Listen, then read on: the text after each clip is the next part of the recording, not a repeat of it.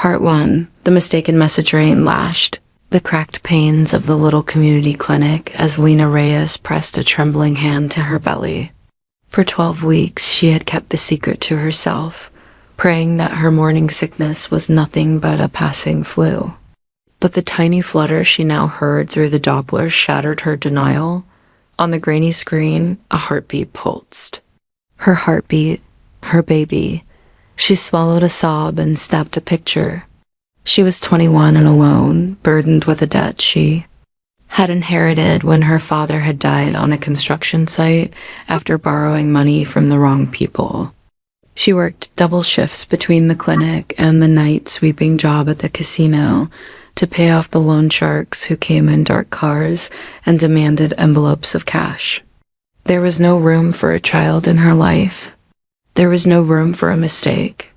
"You have to tell him," her best friend, Marisol, had whispered just yesterday, "even if it's just to warn him you exist." Tell who? The masked stranger who had pulled her into a sensual dance 3 months ago at a charity masquerade. Ball hosted by the richest man in the city. Lena had only attended because her boss at the clinic had begged her to volunteer at the medical tent. A glitch with the lights had thrown the ballroom into darkness, and in that blackout she had been kissed by a man whose scent of cedar and smoke seared itself into her memory. He had vanished before the lights returned, and all Lena had taken away was a bitten lip and the dull ache of longing in her chest. She had told herself it was just a fantasy, until she missed her period, and then another. And then the doctor had looked at her with surprise and said, "Congratulations."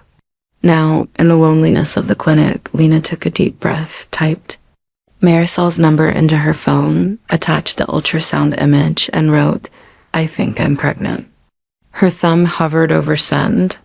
Then, with eyes squeezed shut, she pressed out the message flew into the ether. Seconds later, her phone vibrated. A reply blinked on the screen from an unknown contact. Unknown. Where did you get this? Unknown. King. Lena's stomach dropped. In Estrella City, there was only one person called King Alejandro King de la Cruz, billionaire CEO of de la Cruz Holdings by day and ruthless head of the de la Cruz crime syndicate by night. Rumors whispered that he was not completely human. He was said to be a wolf shifter, a creature of the old bloodlines who ruled with iron claws from the shadows. He never made public appearances without sunglasses, never let anyone get close without paying a price. He commanded fear and respect from politicians, criminals, and businessmen alike. Her breath came in short bursts. Did I send it to him? How? She clicked on the numbers she had messaged.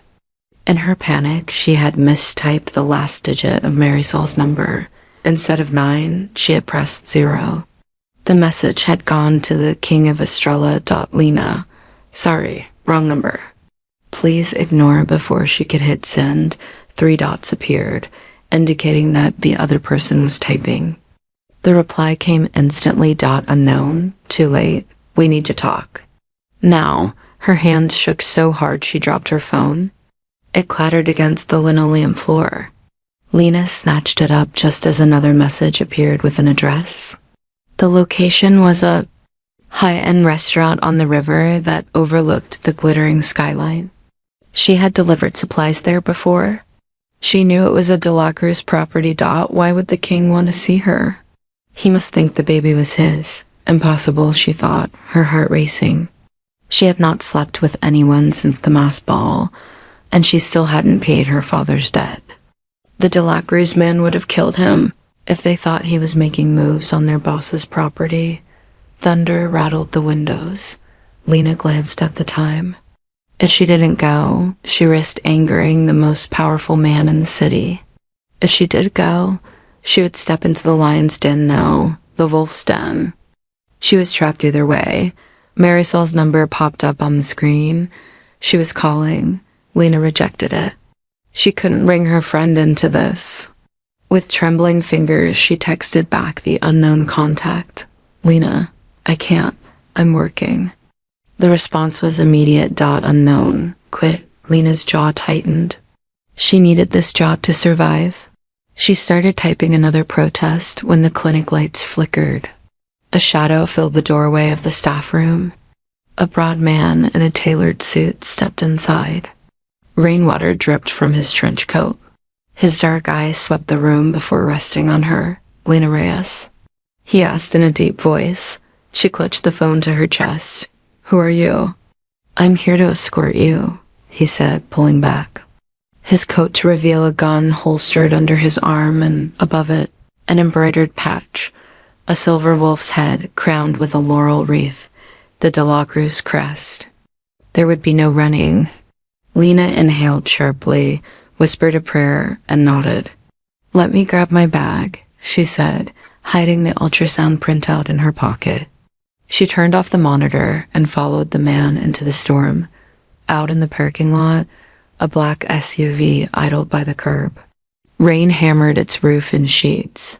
The man opened the door for her. "I'm Manuel," he said by way of introduction. "Mr. De La Cruz does not like to be kept waiting." Lena slid into the leather interior, her mind whirling. The driver pulled away, leaving the safe familiarity of the clinic behind. Her phone buzzed again. Another message from King. "King, don't try to run. We have a scent." Her blood ran cold. Rumors about shifters were true. Could he track her by smell? She pressed her hand to her stomach as the SUV merged onto the highway. Outside, the city's neon lights bled into rain-streaked streaks, painting the world in red and blue smears. Lena hadn't planned on ever seeing the father of her child again. Now she was going to meet a man who could bend the city to his will with a phone call. She thought of the last time she'd felt out of control, when her father had died and she had sat at his bedside in the county morgue, listening to his chest no longer rise and fall. That helplessness had forged her. It had hardened her determination. She would not be a victim again. She clenched her fists to stop them from shaking. Whatever happened tonight, she would fight for herself and for the little life fluttering within her.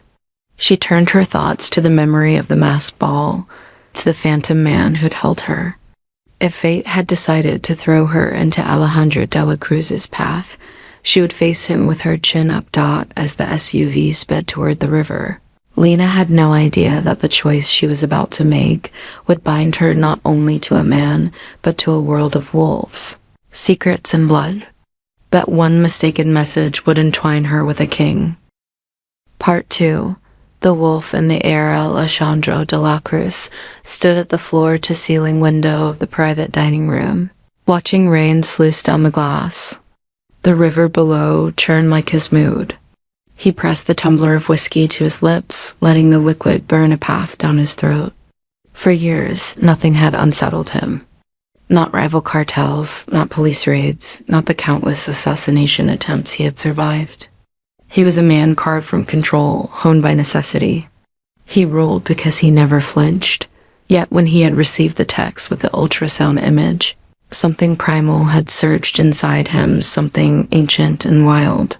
For a moment, he had thought someone was taunting him with a lie. Then he had seen the faint, swirling mark above the fetus's left shoulder. Not many would recognize it, but he knew it intimately. It was the De La Cruz birthmark, the shape of a crescent moon entwined with a wolf's head, passed down through bloodlines like a curse and a blessing. His own father had borne it. Alejandro's mother had told him that one day his child would too, for the first time since. He had taken power at 25. After burying his father and swearing vengeance on those who betrayed him, Alejandro's heart had raced. For years he had been cursed. The witches who allied with his ancestors had warned that every De La Cruz heir must claim their fated mate before their 30th birthday or their pack would lose their power. He had scoffed at superstitions, but as his 30th year approached, his wolf grew restless. Dreams of a faceless woman haunted him. Now, as he stared at the ultrasound, he recognized the scent captured in the memory of the masked ball, the scent of wildflowers and clean rain that had intoxicated him. when he had danced with a stranger in the dark. "Sir." "She's here," Manuel's voice crackled over the earpiece. Alejandro turned. His second in command stood by the door, damp from the downpour. "Bring her in," Alejandro said, schooling his expression back into mask-like calm. He slid the ultrasound printout into his jacket pocket. He would see the woman who had sent it, smell her scent, look into her eyes, and know if she was the one. His wolf paced within him, claws scraping at the cage of his control. When Lena stepped into the room, she was soaked to the bone. Her dark hair clung to her cheeks, rain dripping from the ends. Her clothes were simple scrub pants and a thin hoodie. She looked small and fragile before the imposing windows and high ceiling. Yet her brown eyes lifted to his with defiance. Alejandro's breath caught. The scent hit him first: wildflowers, rain, and something warm and uniquely hers. His wolf lunged. "Mine," it growled. He fought to hold it back. This was not the place to let his nature take over.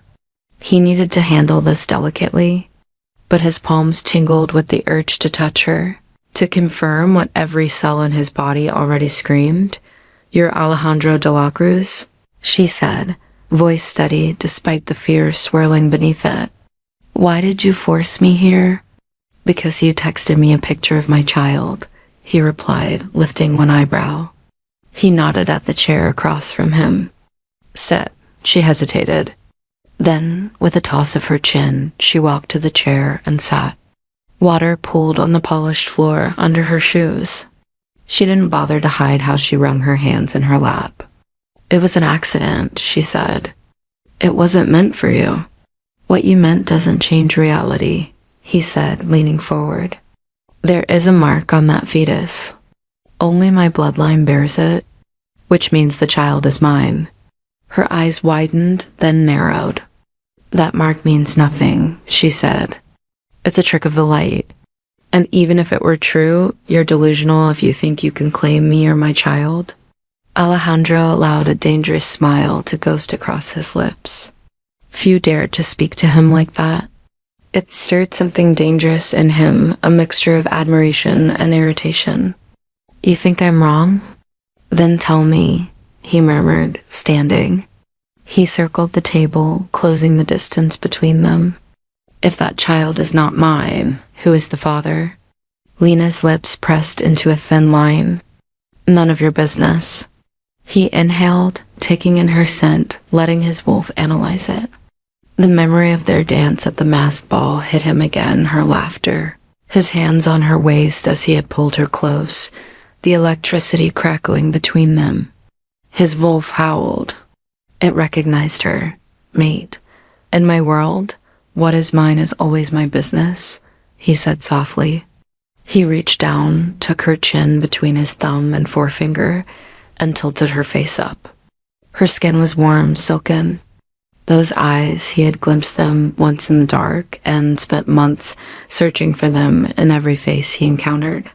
Now they stared at him, fierce and frightened. "What do you want from me?" She whispered, the bravado slipping for a heartbeat. "Everything," he thought, but he said, "a marriage contract." Lena jerked back. "Absolutely not." "You will marry me," he said calmly, as if stating the weather. "You will bear my heir. In exchange, your debts will vanish. Your family will be protected. The men you fear will never touch you again. And your child will grow up as royalty." Lena shot to her feet, chair scraping. "You think you can solve everything with money and threats? My life is not some chess piece on your board." Tears shimmered in her eyes. "I didn't choose any of this." "Neither did I," Alejandro said, unexpectedly honest. He had not chosen to be born into a bloodline with curses. He had not chosen the death of his father, but he had embraced his responsibility. Yet here we are. She clenched her jaw. "I'm not marrying you." Alejandro stepped closer, dropping his voice. "Do you think the world will let you raise a De La Cruz heir on your own? There are people who would kill you and your child to weaken me.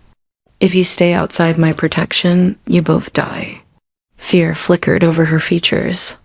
He knew it was a low blow, but it was true. His enemies would use any vulnerability. But under my roof, he continued, no one will dare to lay a finger on you. This is not just about a child. It's about power, about stabilizing the pack. You would be my Luna, the queen of my wolves. She laughed bitterly.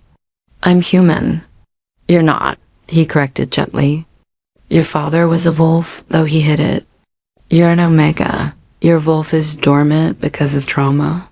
That's why you've always felt different, why you feel faster, why you can work double shifts without collapsing. Lena's mouth opened, then closed. You're lying, she whispered. Alejandro reached into his jacket and pulled out a small folded document. He handed it to her. This is your father's file from our pack archives. He rejected us and was marked a rogue. He borrowed money from humans because he couldn't ask us for help. Ironic that his daughter now sits before me. She skimmed the paper. Her father's name stared back at her, along with the designation, Omega exiled for insubordination. Tears blurred her vision. He was cast out? She murmured. All this time, she had thought he had left of his own volition. She had hated him for it. Now she learned that he had been forced. I will give you time to decide, Alejandro said, his tone softening. But not much.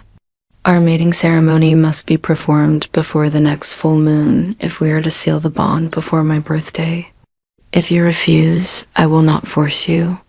But know that others will. Lena's heart hammered. He gave her a choice that was not a choice at all. Marry him and become queen of criminals and wolves. Refuse and paint a target on her back. She was trapped in a web of fate and power. I need time, she whispered. You have 48 hours, he replied. Manuel will escort you home. Think carefully, mi Luna.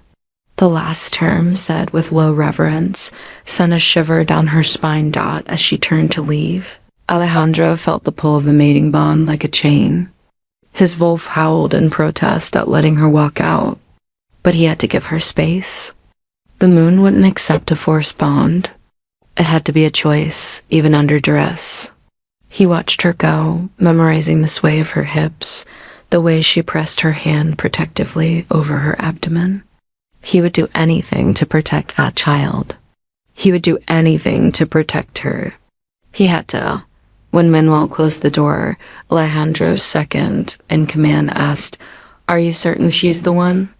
Alejandro nodded. Absolutely. What if she refuses? Alejandro's jaw tightened. She won't. Her heart is too kind to risk her child. She fight me, but she come back. He stared at the ultrasound printout again. And if she doesn't, Manuel will burn down the world until she has no choice. His wolf growled. Part 3. Choosing chains for 48 hours. Lena's world narrowed to the four walls of her cramped apartment and the pounding of her heart. She sat at the small kitchen table, the ultrasound printout spread beside Alejandro's documents detailing her father's exile. Rain had lessened to a steady drizzle outside. Marisol sat opposite her, expression alternating between horror and awe as she processed the story. You're telling me the guy you accidentally texted is the Alejandro de la Cruz? Marisol hissed. The one they say skinned a man alive for crossing him? And he's claiming you as his wife? Girl, this is insane even for you. Lena ran her hands through her damp hair. I know, she whispered. But look at this. She pushed over the file Alejandro had given her. My father was a wolf. He was cast out. Alejandro knew before I did. Marisol's eyes widened. She chewed her thumbnail. So you're like part wolf? Does that mean your baby is a werewolf? Does it mean you'll sprout fur under a full moon? Lena glared. This is not funny. I'm not trying to be funny, Marisol said quickly. I'm freaked out. If this is true, it explains why you're always warm in winter, and why you healed so fast when you cut your hand last year. It also means that if you don't go along with him, other wolves might come after you. I've heard of rogue packs kidnapping omegas for breeding. Lena's stomach lurched. He said something similar. Marisol leaned forward, voice lowering. We have to think logically. You're already in danger from the loan sharks because of your dad's debt. Alejandro can make that disappear. He can protect your family, but he's also a criminal who's probably done terrible things. You'd be marrying into that. There might be blood on his hands every day. Are you ready for that? Lena thought of Alejandro's eyes, dark and dangerous, but flickering with something almost gentle when he looked at her. She remembered the heat in his touch and the way her body had reacted. She couldn't deny the pull she felt toward him, but she also remembered the fear in the clinic when his man had come for her, the way power crackled around him like static.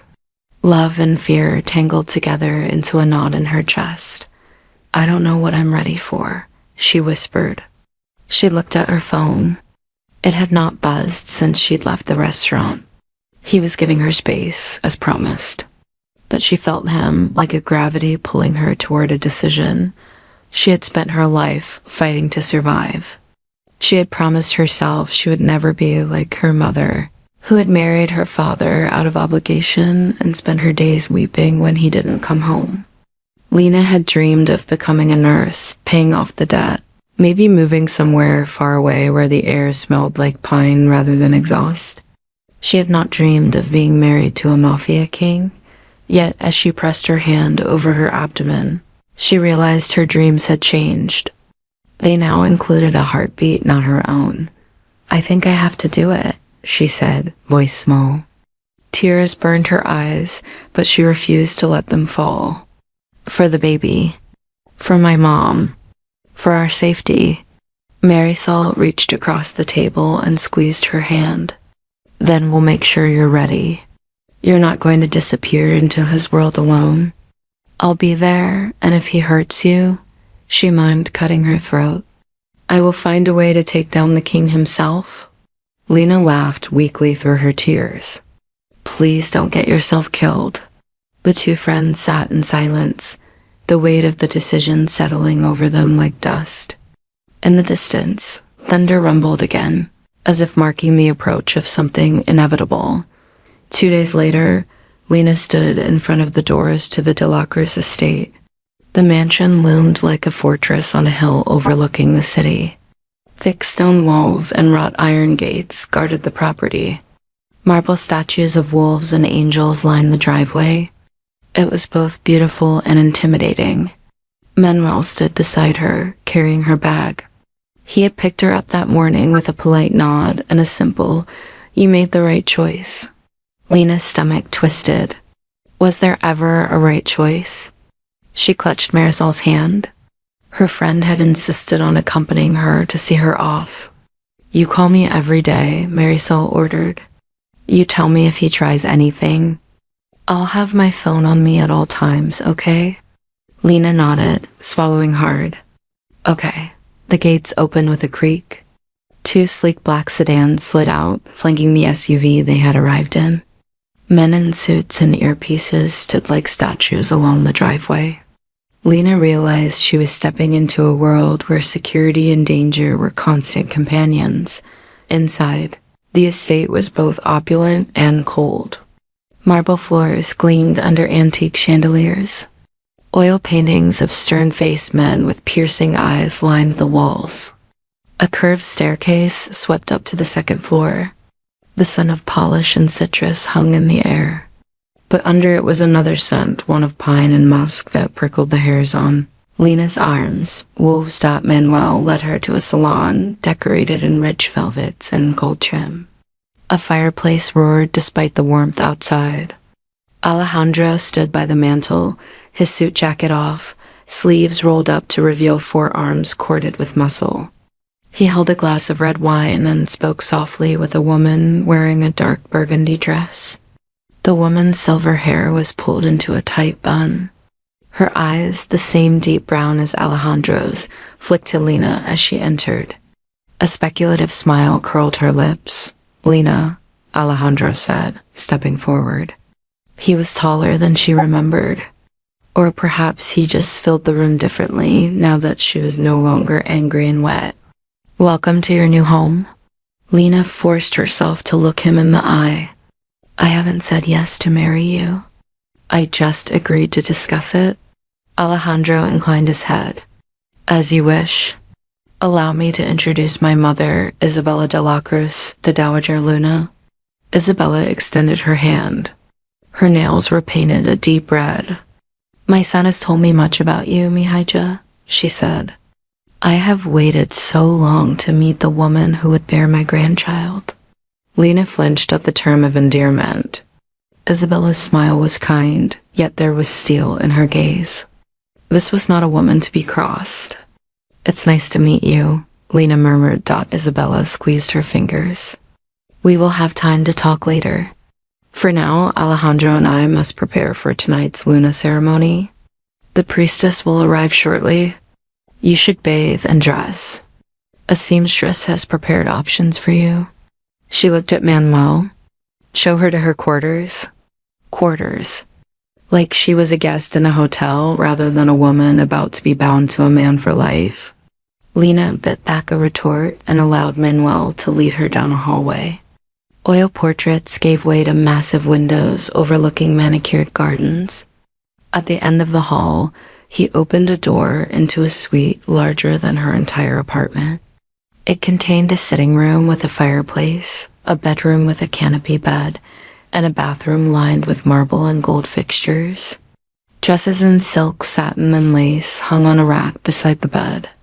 Jewelry boxes glimmered on a vanity. There are too many dresses, Lena whispered, overwhelmed.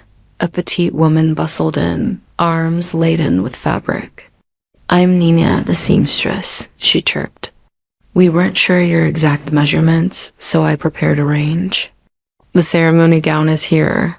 She lifted a deep crimson dress embroidered with silver thread. The bodice was fitted, the skirt flowing like water.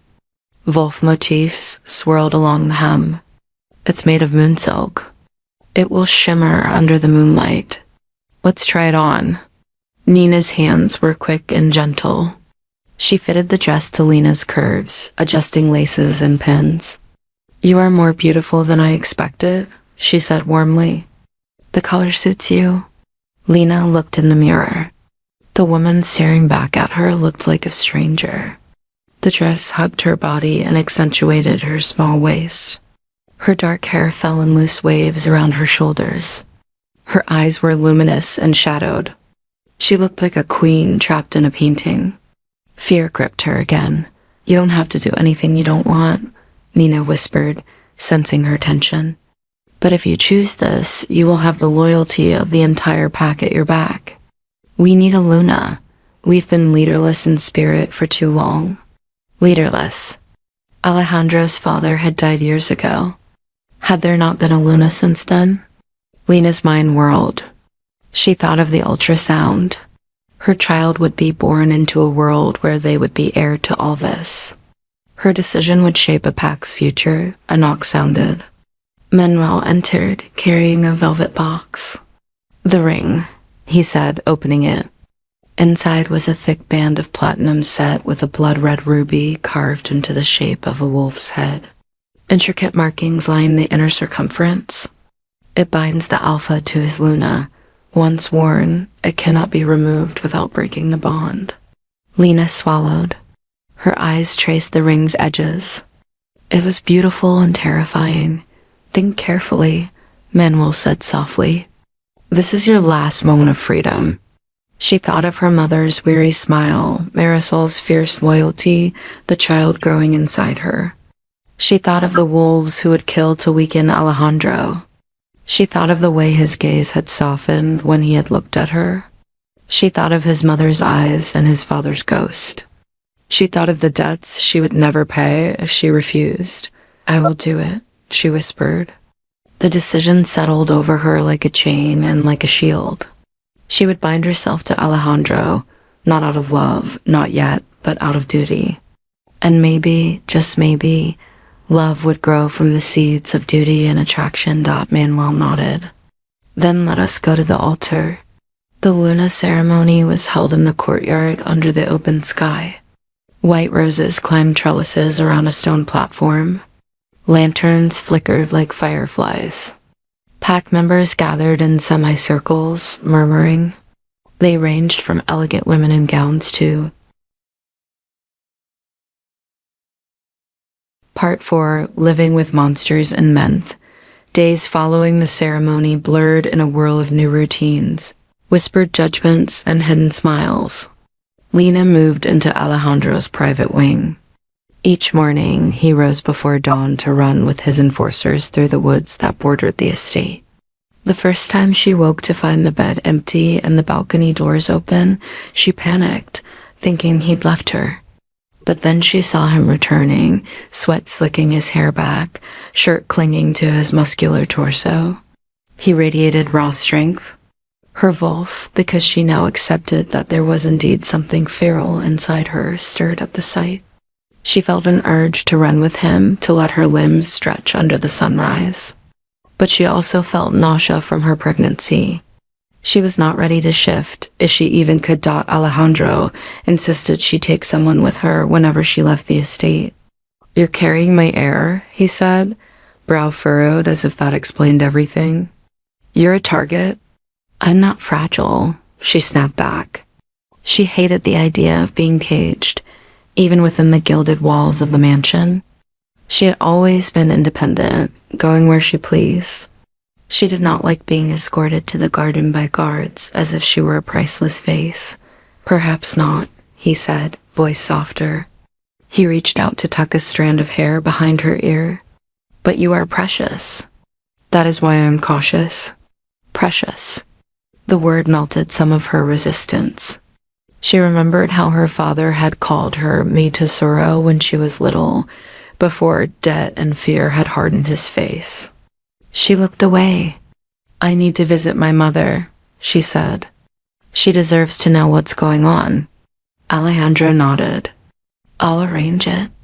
We'll go together."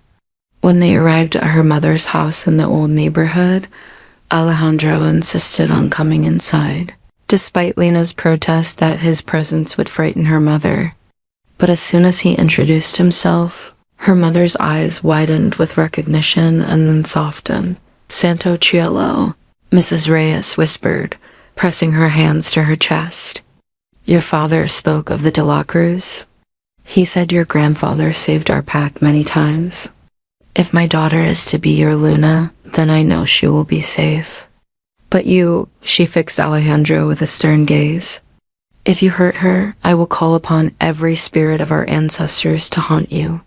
Alejandro smiled, startled, then bowed his head. "I promise to protect her with my life, ma'am."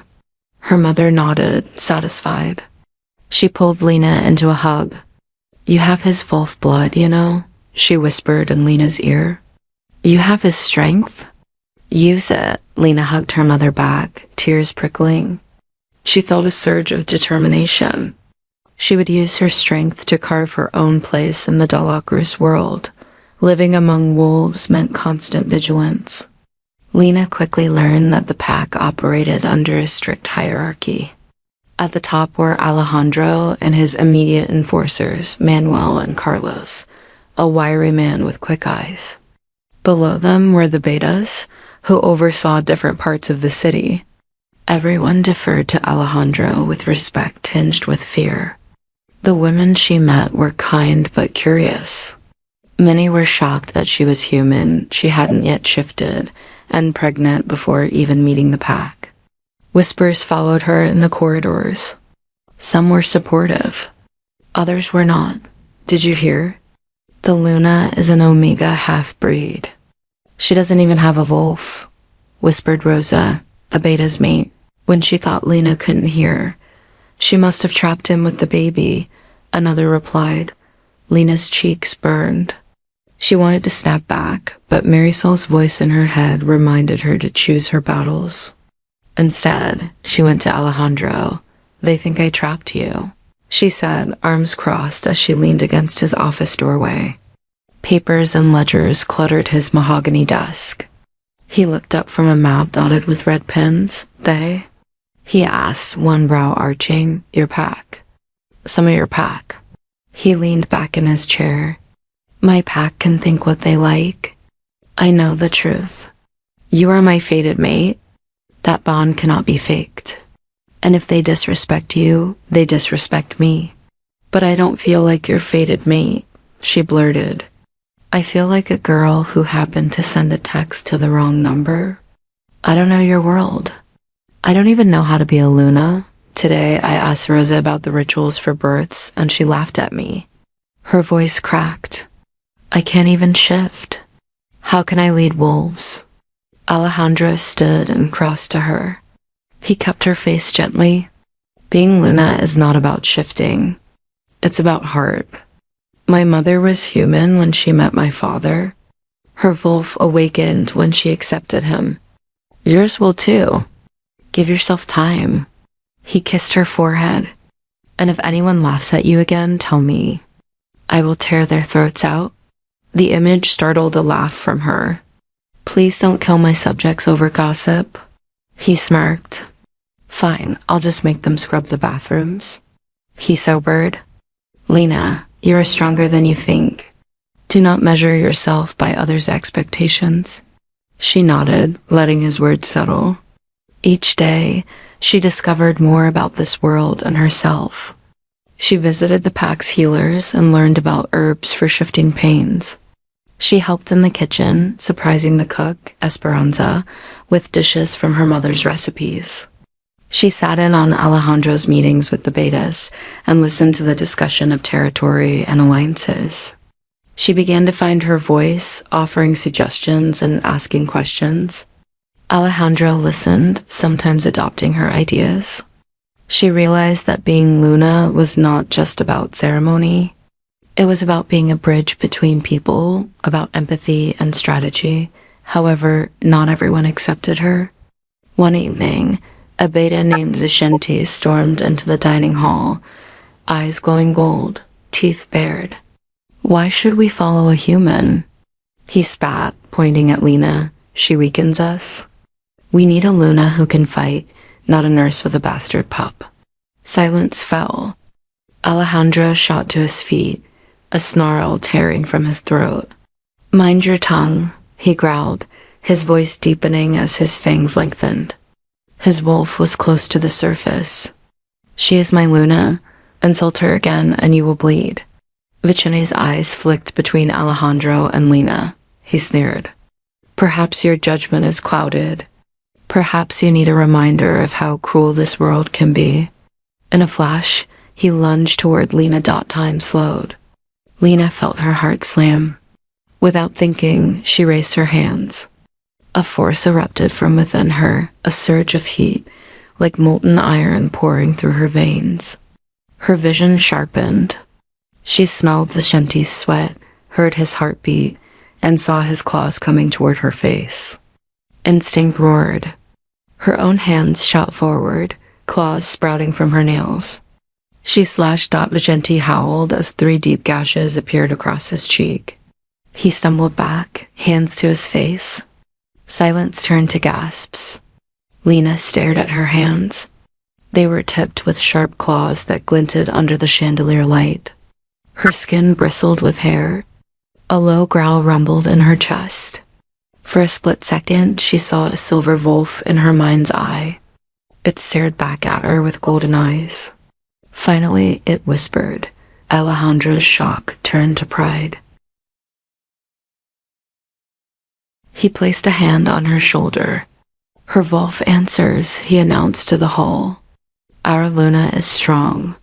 Those who challenge her challenge me. Vicente, holding his bleeding cheek, bowed his head. Forgive me, Alpha, forgive me, Luna, he stammered. Fear replaced arrogance in his eyes. Lena's claws retracted. Her breathing slowed.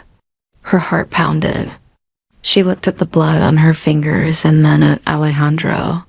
He smiled a true smile, not the calculated one he used in business. You are magnificent, he whispered, pride thick in his voice. She swallowed, adrenaline buzzing. I shifted. A partial shift, he corrected. Your wolf is emerging. Soon, you'll run with us." Excitement battled fear. Lena realized her life in this world would always be a blend of love and danger. And as she looked at Alejandro, she realized that the bond between them, once an unwanted chain, had become something else. Part 5. Blood Oaths and Broken Promises. One crisp autumn afternoon, Lena sat in the sunlit library, paging through an ancient tome about pack rituals. The baby kicked gently inside her. She smiled, pressing a hand to her belly. "You're going to be so loved," she whispered.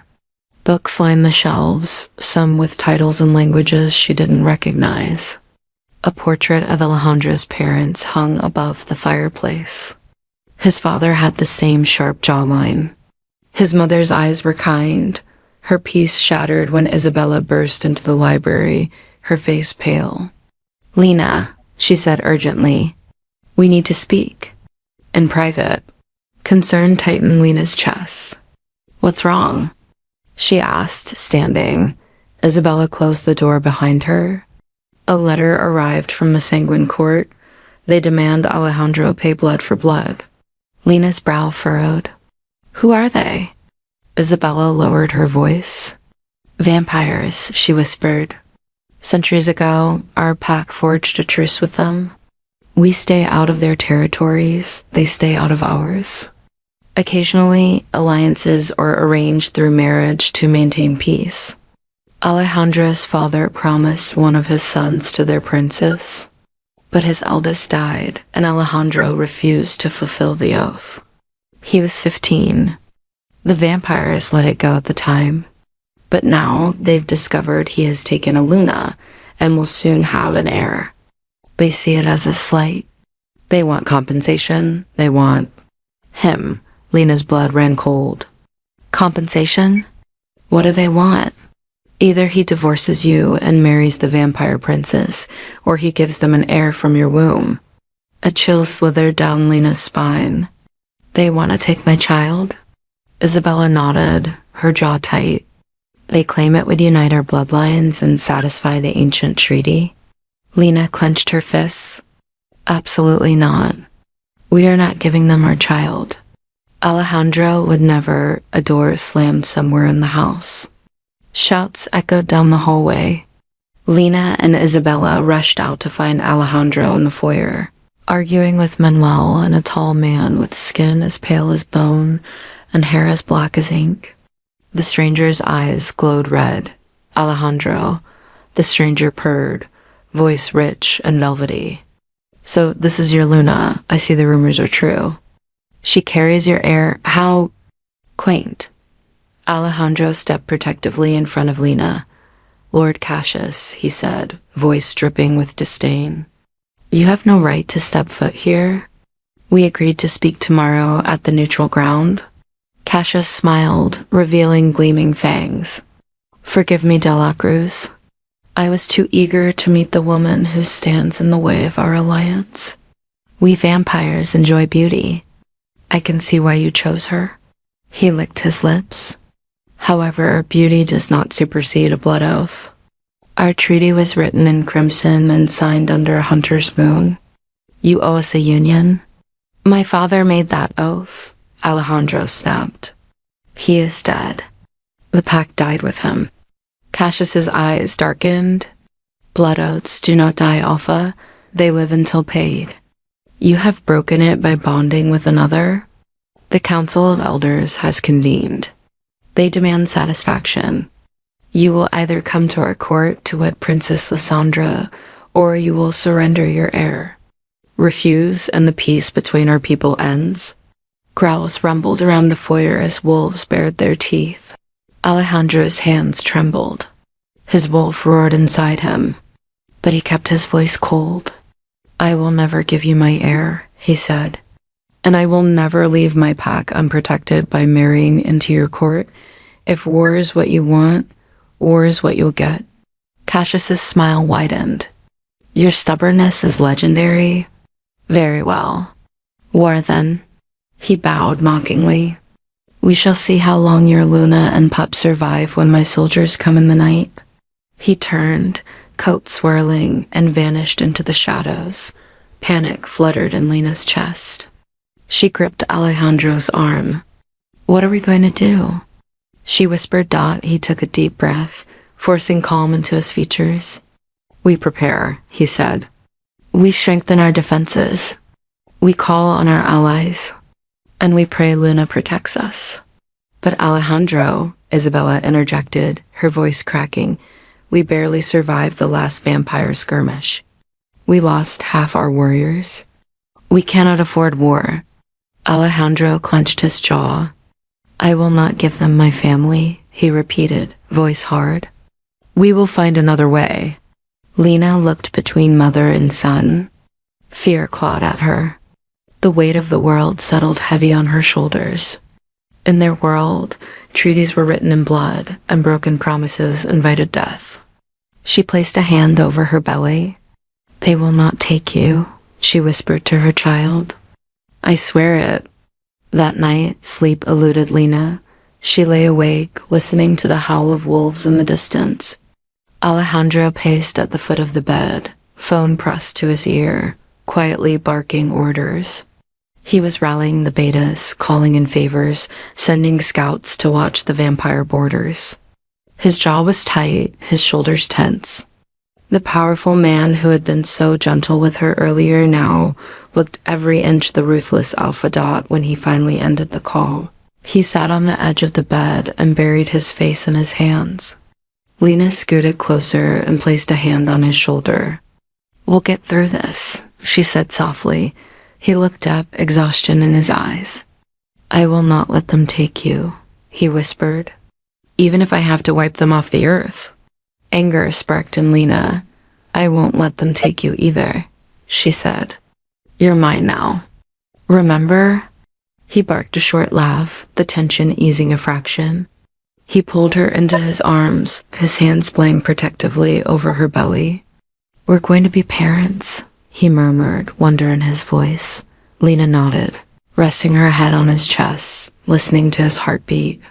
"We are," she whispered, "and we are going to do whatever it takes to raise this child in peace." In the darkness, as rain began to fall again, they clung to each other. The world outside may have been filled with vampires and debts and treaties written in blood, but within the circle of their embrace, there was warmth and promise. They would fight. They would bleed. Part 6, Shadows and Secrets. The days leading up to the Vampire Summit were filled with preparations and tension. Training intensified. Wolves patrolled the borders tirelessly. Lena, though pregnant, insisted on practicing self-defense with Carlos in the estate's dojo. He taught her how to leverage her size against larger opponents and how to aim for vital points. "You're already a fighter," he said, grinning when she managed to flip him onto his back. "You just needed to realize it." Alejandro didn't like her training. "You could get hurt," he grumbled after seeing her practicing roundhouse kicks. Lena wiped sweat from her brow. "So could you. So could our child. So could everyone. I want to be ready." His expression softened. "You're impossible," he murmured, pride shining through. He kissed her hard, eliciting whistles from the warriors around them. She laughed and slapped his chest. "Focus, Alpha," she teased out one evening. While Lena walked in the garden, she overheard hushed voices behind a hedge. She recognized them, Rosa and Vicente. Curious, she lingered, ears pricking. "Can't believe Alejandro refused the vampires," Rosa whispered. "They have their own army. We'll be slaughtered." Vicente snorted. "Maybe that's his plan? To weaken us so he can rebuild with his own loyalists? He's always wanted to restructure the pack. You think he'd sacrifice us? He's a De La Cruz.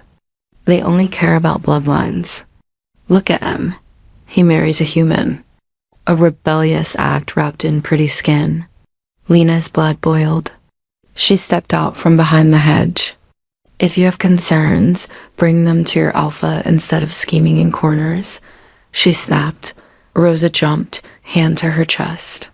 "Luna, you didn't mean for me to hear?" Lena finished. Alejandro is fighting for this pack.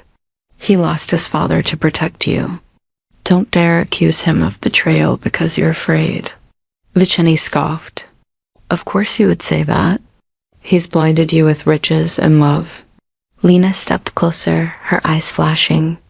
You think love makes me blind? No, it makes me see clearly. I see who stands with us and who hides behind whispers. I see courage and I see cowardice. Which are you, Vicente? His jaw clenched. He lowered his gaze.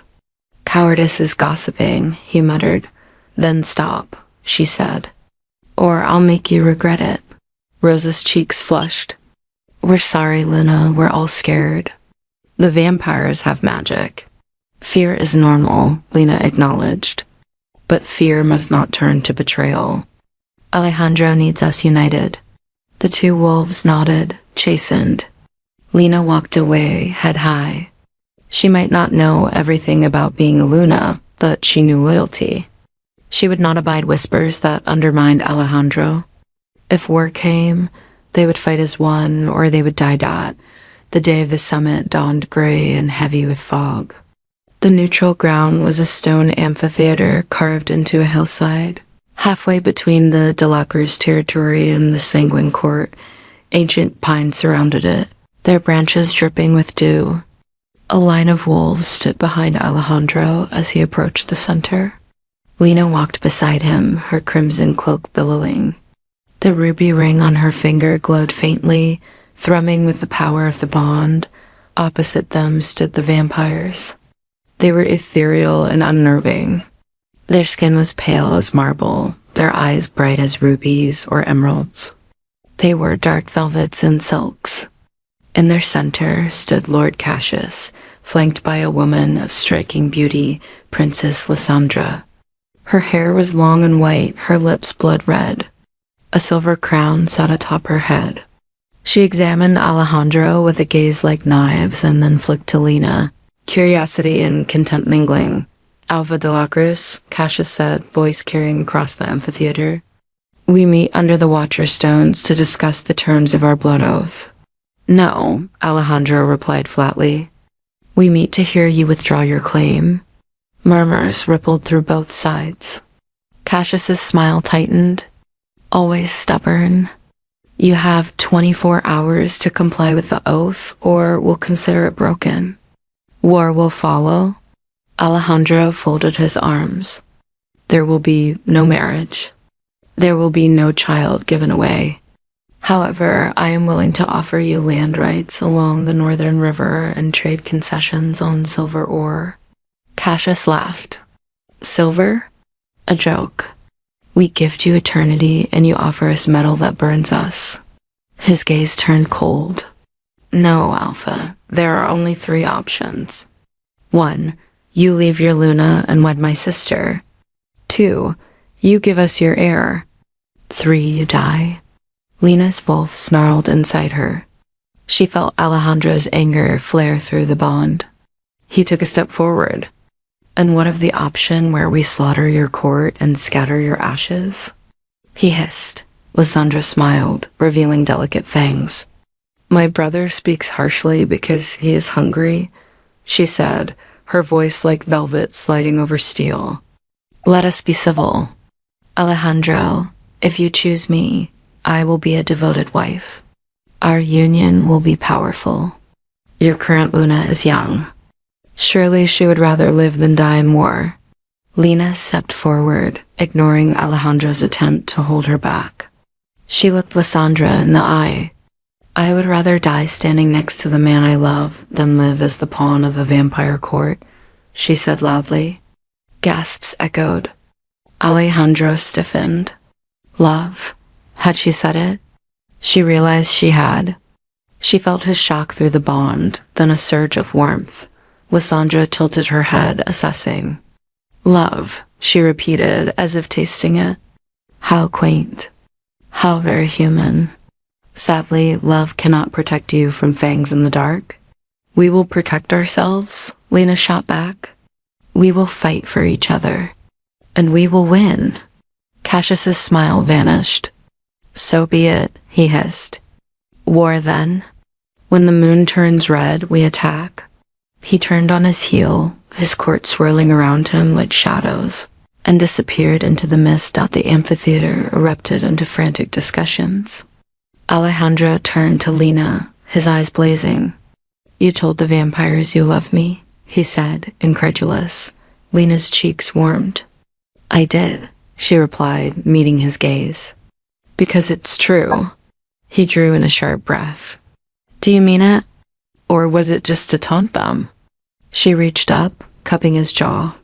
Alejandro de la Cruz, you infuriating, protective, ruthless man, I love you, she said clearly. I didn't expect to, but I do. We were forced together, but this... She gestured between them. This is real. I feel it every time you look at me, every time you touch my belly, every time you let me make decisions.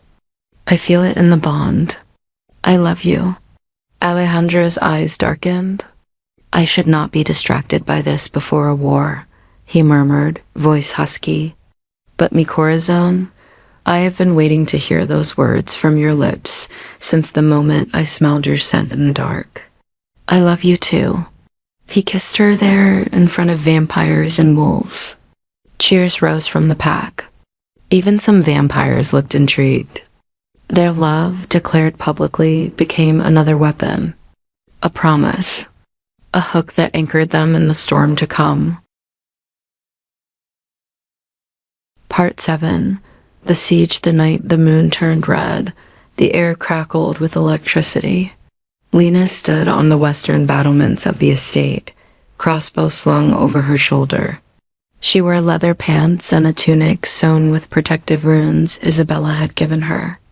Alejandro was a dark shadow beside her, his own claws extended, fangs glinting. Wolves with rifles and claws lined the walls. Below, trenches filled with holy water and spikes encircled the mansion. At the front gate, Manuel and Carlos stood with flamethrowers. It was an anachronistic mix of ancient and modern warfare. You should be inside, Alejandro whispered, though his eyes never left the tree line. You're pregnant? Lena loaded a bolt into her crossbow. We've had this argument 10 times, she retorted. I'm not hiding in a closet while everyone fights for me. If I sit on my hands, I'll go insane. He growled low, but didn't argue. He knew better. Stay close, he said instead. They waited. Minutes stretched like hours. Wolves shifted, nerves on edge. The moon climbed higher, its red hue reflecting off the wet stones. Then a scream tore through the night. A guard on the eastern side vanished, dragged into the darkness. A second guard fired his rifle. A shadow leapt from the trees, a vampire. In full feral form, pale flesh covered in black veins, fangs bared. It crashed against the holy water barrier and screamed as its skin smoked. They're here, Manuel shouted. Positions. The vampires attacked like a swarm. They moved with inhuman speed, darting between spikes, trying to leap over the trenches. Wolves fired silver bullets and holy water. Some wolves shifted fully, their fur bristling, jaws snapping. Lena fired her crossbow at a vampire climbing over a wall. The bolt pierced its eye, sending it tumbling backward with a shriek. A group of vampires produced heavy crossbows and began firing back. One bolt whizzed past Lena's ear. She ducked. Alejandro roared, launching himself over the wall in wolf form to tackle a vampire who had gotten too close. His jaws clamped around its neck, ripping it away from its shoulders. Blood sprayed. His fur was black, his eyes glowing gold. He was magnificent and terrifying. A vampire jumped onto the battlement behind Lena. She spun, raising her arms. It lunged, claws extended. Lena's wolf pushed forward. Her fingers elongated into claws. She slashed at the vampire's face. It hissed and swung. The two danced along the narrow wall, claws and fangs flashing. Lena felt something cut her arm. Warm blood dripped. She ignored it. She leapt, driving her claws into its chest. It let out a high-pitched scream and stumbled, falling backward off the wall onto a spike below. "Nice move," Carla shouted, tossing her another bolt dot. Lena reloaded, heart pounding. She had never killed anything before. The weight of the life she had taken pressed on her chest. But there was no time to dwell. Another wave of vampires surged. As the battle raged, Lena saw a group of shadows detach from the tree line and slip toward the rear of the estate, too coordinated to be random. Her eyes widened. "They're going around," she shouted, pointing. "They're heading for the back gate." Alejandro, still in wolf form, twisted his head. He howled, signaling Carlos. "I'm going," Carlos yelled, grabbing a pair of blades and sprinting toward the rear. Lena fired at a vampire crawling over a spike. It shrieked and fell. Out of the corner of her eye, she saw a pale figure using others as a distraction to approach the gate. Lysandra, the vampire princess, glided through the chaos, her red dress flowing. She moved with grace, but there was malevolence in her eyes. She had one goal: get past the pack and into the house. Lena's blood chilled. She and Alejandro had speculated that Lysandra might try to steal their baby mid-battle. She couldn't let that happen. "Alejandro," she shouted. He saw Lysandra too. With a snarl, he lunged toward her. Lysandra smiled and threw a handful of silver dust into the air. Alejandro yelped as the dust coated his fur, sizzling. He rolled, trying to shake it off. Manuel fired at Lysandra, but she dodged with preternatural speed. Lena's heart thudded. She looked around, saw a path. She jumped from the wall and sprinted along the inner courtyard, ducking under flung stakes and slashing vampires with borrowed claws. She aimed for Lysandra. Each step sent shocks of pain up her leg, but adrenaline and the bond pushed her on. "Lena, stop." Isabella shouted from a balcony, hurling a burning torch at Lysandra. The vampire swatted it aside. Lysandra's eyes lit with triumph as she reached the door to the living quarters. "So easy," she crooned.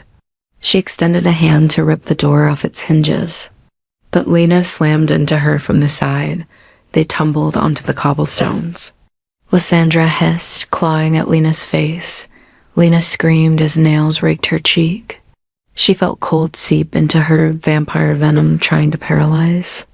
She fought, slashing and biting. Her wolf snarled, pushing forward. Bones cracked. Fur burst from her skin. For the first time, Lena shifted completely, her clothes ripped. Silver fur replaced skin.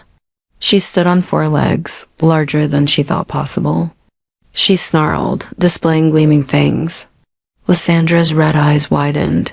"You can shift," Lysandra hissed. "Good. Your pup will be strong. It will serve our court well." She lunged. Her fangs closed around Lena's shoulder. Lena howled in pain, shaking. She snapped her jaws, biting Lysandra's forearm. They wrestled, teeth and claws slicing. Blood vampire and wolf splattered the stones. Pain lanced through Lena's body, but she refused to let go. She dug her claws into Lysandra's chest, ripping. Lysandra shrieked, stumbling. Lena's wolf saw an opening and lunged for the vampire's throat. Teeth sank into flesh. The bond pulsed. Lena's jaw clamped down, crushing windpipe and arteries. Lysandra gurgled, eyes wide. She thrashed weakly. Then she went limp. Lena shook her head violently, tearing the vampire's head from her body. The body turned to ash. A cheer rose from the wolves who witnessed. Vampires hissed, retreating. Lord Cassius, realizing his sister was dead, screamed, the sound a mix of rage and grief. He launched himself at Alejandro, claws extended. Alejandro met him head-on. They clashed, alpha and lord, teeth and blades. Alejandro's wolf ripped into Cassius's throat. Cassius's claws dug into Alejandro's flank. Blood flowed. They rolled across the lawn. Lena, still in wolf form, limped toward them. She could feel Alejandro's pain through the bond. She added her weight to the fight, biting at Cassius's arm. Manuel and Carlos joined in, silver blades flashing. Outnumbered, Cassius shrieked, pushed back, and then fled into the forest, his body smoking from wounds. The remaining vampires, seeing their leaders defeated, retreated, melting into the night. The battle was over. The ground was littered with ashes and bodies. Wolves howled in victory and sorrow. Lena shifted back, collapsing onto the wet grass. Her body ached. Her skin was torn. She looked down at her belly, fear washing over her. Was the baby okay? Alejandro shifted back beside her, blood dripping down his side. "Lena," he croaked, pulling her into his arms. I'm okay," she whispered, tears mixing with rain and blood. She pressed his hand to her stomach. "The baby?" He closed his eyes, focusing. Through the bond, he felt the tiny heartbeat steady, resilient. He sagged with relief. "Alive," he whispered. "Strong." Lena laughed weakly. Of course, Delacro's blood. Isabella rushed over with healers. They tended to the wounded. The cost of the battle was high. Several wolves lay still, and more groaned with wounds, but they had won. The vampires would think twice before attacking again. The Sanguine Court had lost their princess and their lord. They would retreat to lick their wounds and seek new alliances as dawn broke. Lena and Alejandro stood together on the bloodied lawn. Exhaustion pulled at them, but as the first rays of sunlight pierced the clouds, they looked at each other and smiled. They had defended their home. They had fought as one. They had survived. Alejandro cupped Lena's face, brushing his thumb across the scratches. "You were incredible," he murmured. "You saved our child." "You saved us." Lena leaned into his touch. "We saved each other," she corrected. "We always will." He kissed her, slow and deep, tasting blood and salt and love. Around them, the pack howled in triumph. The nightmare had passed for now, but new challenges would come. Vampires nursed grudges for centuries. Humans in the city would keep pushing. Other packs would test their strength. But Lena and Alejandro faced the future together, bound by the bond, their love forged in the crucible. Part 8. Healing Wounds. Building bridges in the weeks that followed the vampire siege. The Delacro's estate was a flurry of activity. Funerals were held for the fallen wolves. Pack members erected stone markers in the cemetery behind the mansion, carving each name with reverence. Lena attended every service, standing with the families, offering comfort. Some accepted her kindness with gratitude. Others still harbored resentment. She did not begrudge them. Grief had a way of magnifying old wounds. Alejandro threw himself into rebuilding. He organized patrols, strengthened alliances with neighboring packs, and sent envoys to neutral vampire covens with offers of peace in exchange for distancing themselves from the Sanguine Court. He also pressed charges in human courts against rival gangs who had aided the vampires. His dual role as CEO and Alpha allowed him to navigate both worlds with ruthless efficiency. Lena, meanwhile, focused on healing both her own body and the emotional wounds of the pack. She spent hours with the healers, learning about herbs and salves. She visited injured wolves in the infirmary, holding their hands, listening to their stories, bringing them soup. She used her nursing skills to clean wounds and change bandages. Slowly, those who had doubted her began to see her not as an outsider, but as a caretaker. One afternoon, while she was crushing herbs, Rosa approached her. "Luna," Rosa said, eyes downcast. "I wanted to apologize. I said things I shouldn't have. You saved us. You fought. You shifted." Rosa's voice shook. "You have my loyalty." Lena wiped her hands and smiled gently. "Thank you, Rosa," she said. "Grief and fear make us say things we regret. What matters is what we do now." Rosa nodded, tears in her eyes. If you need anything, I'm here. Slowly, hearts mended. Trust grew. The pack began to function as a unit again. Wolves who once whispered about the human Luna now sought her for advice and comfort. Children of the pack, curious about their future heir, would run up to Lena, placing their hands on her belly, giggling when they felt a kick. One evening, Alejandro called a gathering in the Great Hall. Wolves filled the room. Human allies from the city, businessmen, community leaders, even a police commissioner sat in chairs near the front. Alejandro stood on a raised platform with Lena at his side. We have faced threats from outside, he began, his voice resonant. Vampires, human gangs, rogue wolves. We have bled, but we have also grown stronger. We have fought together. We have proven that love and loyalty can overcome ancient grudges. He paused, scanning the crowd. But we cannot isolate ourselves. The world changes. We must change with it. That is why I have decided to open our doors to new partnerships, human and supernatural, to invest in businesses that uplift our communities, not just our pack, to rebuild neighborhoods destroyed by crime. We will not hide in shadows. We will lead. Murmurs rippled. Some looked uneasy. Others looked excited. Alejandro continued, and my Lena will spearhead these initiatives. She will work with the human hospitals to improve healthcare in our territories. She will bridge the gap between humans and wolves. She will show them we are not monsters. Lena's eyes widened. Alejandro had not told her he would announce this. He squeezed her hand. Through the bond, she felt his confidence in her. She swallowed and stepped forward. I know many of you are wary, she said, her voice steady. Humans have hurt wolves in the past. Wolves have hurt humans. But I grew up in both worlds. I know there is good and bad in each. We can't change the past, but we can shape the future. I want our children, Wolf and human, to grow up without fear. I want our pack to thrive openly, not hide. I will work to make that happen. Hands clapped. Slowly, the applause grew. Isabella beamed. Manuel nodded approvingly.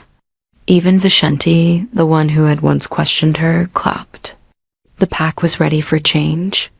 Ready to follow her dot after the meeting, Alejandro pulled Lena into a quiet corner. You surprise me every day, he whispered, his eyes full of pride and love. Lena laughed softly. You too, she replied. When you said you wanted to invest in hospitals, I thought you were joking. I wasn't, he said. I meant it. You inspire me to be better, and you inspire me to be braver, she said, placing a hand on his cheek. He leaned down and kissed her, slow and sweet. When they broke apart, the pack howled in approval. Their love had become a symbol of unity, a story whispered in dark alleys and around campfires.